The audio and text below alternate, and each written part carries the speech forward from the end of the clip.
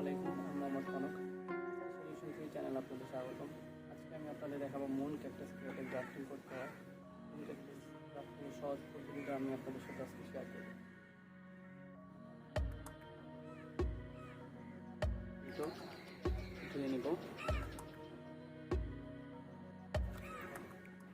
অ্যাক্সেসলের পানিতে ব্লেডটা ভালো করে ধুয়ে নিলাম। আর ধোয়া শেষ হলে এখন আমি রুটস্টক ক্যাকটাসটির মাথার অংশটুকু কেটে নিচ্ছি।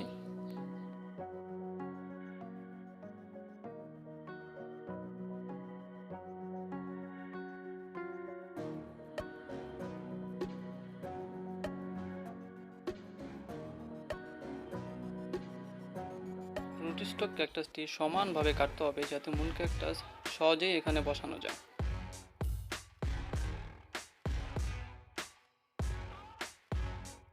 মাঝে একটা কথা বলে নিচ্ছি, আপনারা চাইলে ড্রাগন গাছের চারার মধ্যেও মুন ক্যাকটাস গ্রাফটিং করতে পারবেন। আমি ড্রাগন গাছে মুন ক্যাকটাসের গ্রাফটিংয়ের একটা ছবি আপনাদের সাথে শেয়ার করছি।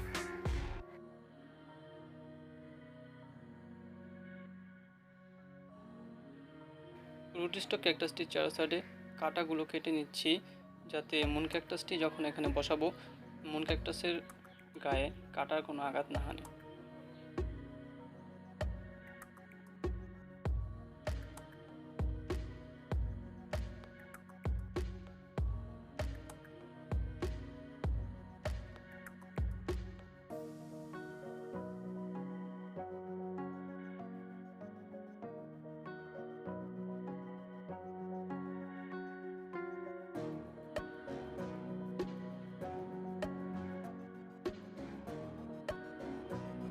এখন আমি মুন ক্যাকটাসটি সমানভাবে কেটে নিব।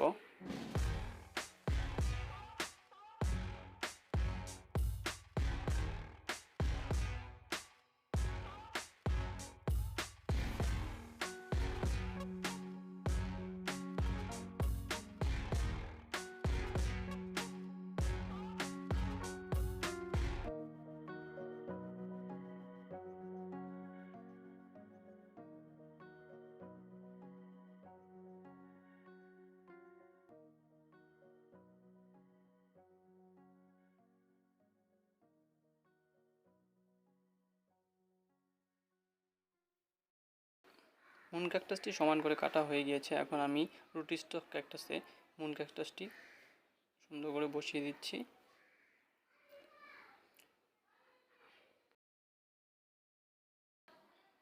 ক্যাকটাস গ্রাফটিংয়ের জন্য আমি পাতলা ফোম ব্যবহার করছি, সাথে থ্রেড টেপ ব্যবহার করছি। পাতলা ফোমটা ব্যবহার করার কারণ হচ্ছে মুন ক্যাকটাসের কাটাগুলো যাতে নষ্ট না হয়, এই জন্য আমি ফোমটাই ব্যবহার করছি।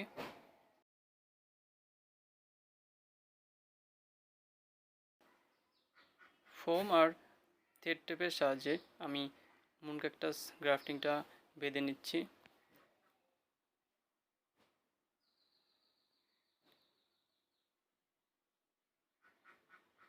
ভালো করে বাঁধতে হবে যাতে মুন ক্যাকটাসটি রুটস্টক ক্যাকটাস থেকে সরে না যায়।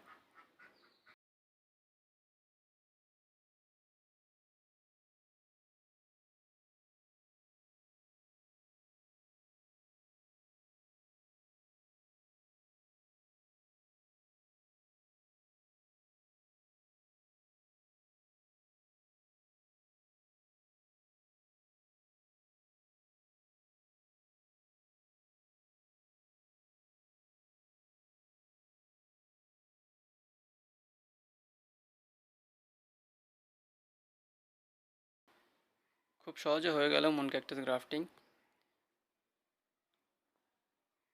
এই পদ্ধতি অবলম্বন করে খুব সহজেই আপনারা মুন ক্যাকটাস গ্রাফটিং করতে পারবেন।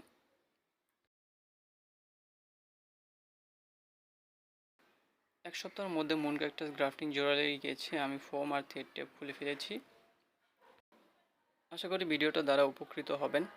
লাইক কমেন্ট শেয়ার করে আজকে সলিউশন 3 চ্যানেলের পাশে থাকবেন। আসসালামু আলাইকুম।